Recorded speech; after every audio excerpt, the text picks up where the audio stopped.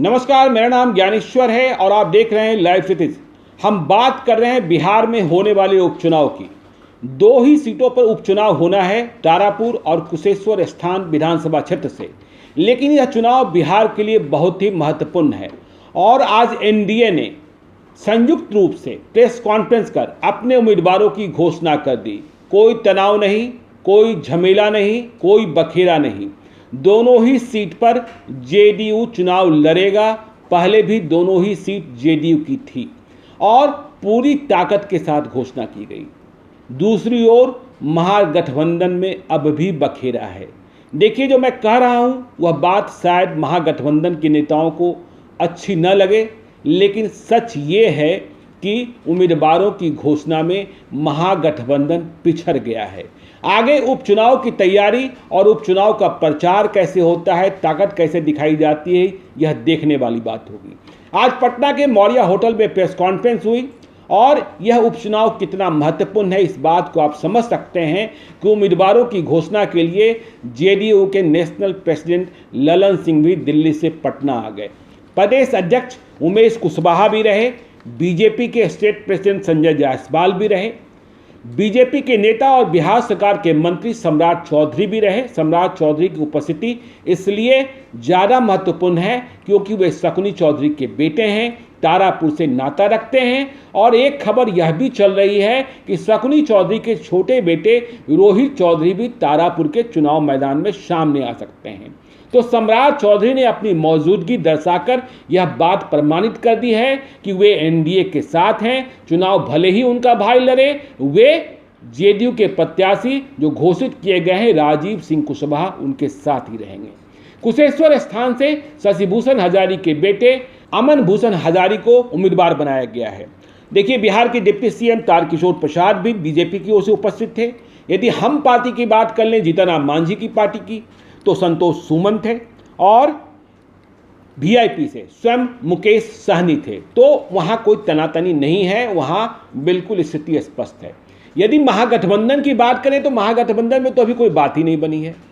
तारापुर में आरजेडी को लड़ना है, यह बात तय है, लेकिन कुशेश्वर स्थान कौन लड़ेगा, इसे लेकर आरजेडी और कांग्रेस में खींचतान चल रही है। कांग्रेस इस सीट पर अपना दावा कर रही है। कांग्रेस का उम्मीदवार फिर से डॉक्टर अशोक राम को ही बनाया जाना तय लगता है, लेकिन राजद से सहमति मिलने के बाद राजद ने अभी दावेदारी नहीं छोड़ी है। राजद का कहना है कि हम ज़्यादा मजबूती से चुनाव लड़ेंगे, लेकिन आरजेडी का उम्मीदवार कौन है यह बताया भी नहीं जा रहा है। तो कांग्रेस और आरजेडी के बीच रस्साकसी। देखिए, मैं इसलिए कह रहा हूं कि उम्मीदवारों की घोषणा के साथ ही यह दिखने लगा है कि महागठबंधन पिछड़ रहा है, क्योंकि महागठबंधन के जो बड़े नेता हैं वे अब भी दिल्ली में हैं। लालू यादव तो दिल्ली ही रहते हैं अपनी बीमारी के कारण, लेकिन तेजस्वी यादव भी अब तक पटना लैंड नहीं किए हैं। चुनाव होना है, ललन सिंह लैंड कर गए। तमाम बीजेपी, जेडीयू, हम और वीआईपी के नेता एक मंच पर आ गए, लेकिन यहाँ अभी किसी का आता पता ही नहीं है, क्योंकि उम्मीदवार ही तय नहीं कर पाए हैं। तारापुर को लेकर इतनी माथापच्ची है। तारापुर विधानसभा क्षेत्र जयप्रकाश नारायण यादव अपना मानते हैं। 2020 में उनकी बेटी दिव्या प्रकाश को लड़ाया गया था, चुनाव हार गई थी।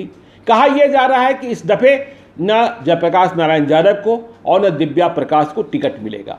हालांकि जयप्रकाश नारायण यादव लालू यादव के भरोसे बैठे हैं और यदि टिकट नहीं मिलता है तो बगावत भी तय मानिए। बगावत इस रूप में भले सामने न आए कि कोई पार्टी छोड़ दे, लेकिन जयप्रकाश नारायण यादव मने मन तो यह मानेंगे कि अब उन्हें जो आरजेडी का नया नेतृत्व है वह पॉलिटिकली रिटायर करने में लग गया है और शायद इस बात को वह डाइजेस्ट न करें। इसका मतलब ये होगा कि भीतरघात किया जा सकता है।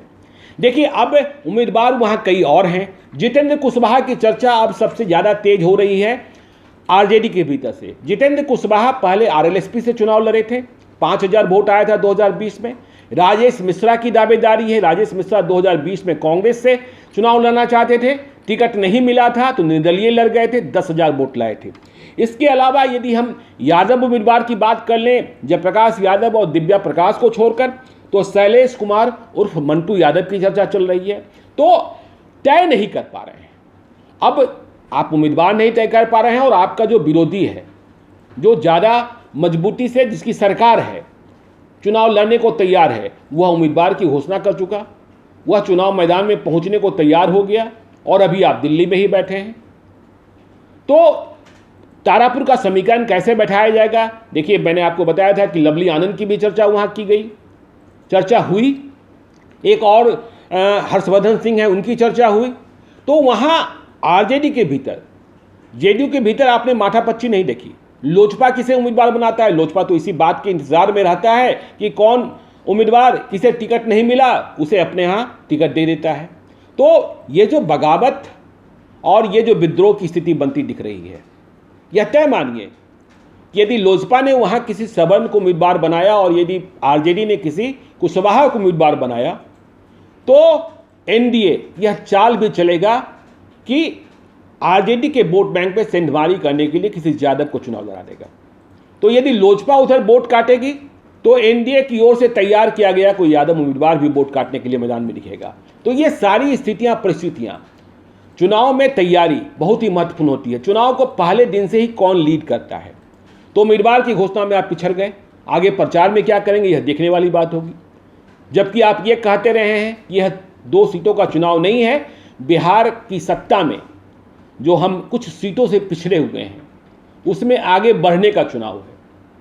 तो आप यह भी मानते हैं और दिल्ली से मोह छूटता नहीं है, फैसला होता नहीं है, फैसले में देरी होती है। अब एनडीए के उम्मीदवार प्रचार करेंगे और आपके उम्मीदवार आपस में ही लगे रहेंगे कि टिकट किसे मिल रहा है। 8 अक्टूबर तक नामांकन का पर्चा भरा जाना है और जिसे टिकट नहीं मिलेगा वह बगावत करेगा। सारा रिवाज आपको पता है, पॉलिटिकल रिवाज कहाँ कहाँ क्या है। तो ये बातें महत्वपूर्ण हैं और यह चुनाव बहुत ही दिलचस्प होने जा रहा है नीतीश कुमार किसी भी कीमत पर। नीतीश कुमार को भी पता है कि जेडीयू की ताकत 2020 के चुनाव में कम हुई और सीटों की कम संख्या के कारण उन पर भी सवाल उठाया जाता है। उन्हें यह भी पता है कि उनकी सीटें कम हैं, फिर भी बीजेपी ने जो वादा किया था, नीतीश कुमार वैसे तो बनना नहीं चाहते थे, लेकिन बीजेपी ने कहा कि हमने अपना वायदा निभाया है नीतीश कुमार को मुख्यमंत्री बनाकर। लेकिन भाजपा का अधिक दबाव रहता है, यह भी लोगों को पता है। यह भी आपको पता है कि इस दफे भाजपा के विधायकों को ज़्यादा संख्या में मंत्री बनाना पड़ा। तो ये सारी स्थितियाँ, परिस्थितियाँ हैं और यह चुनाव बहुत ही दिलचस्प होने वाला है। इस दिलचस्प चुनाव पर लाइव सिटीज़ की नज़र बनी रहेगी। आप देखते रहिएगा लाइव सिटीज़ को। यदि अब तक आपने हमारे यूट्यूब चैनल लाइव सिटीज़ को सब्सक्राइब नहीं किया है तो जरूर कर लीजिएगा। और यदि इस वीडियो को आप फेसबुक पेज के माध्यम से देखें तो पेज को लाइक कीजिएगा, ट्विटर पर भी हमें फॉलो कीजिए। धन्यवाद।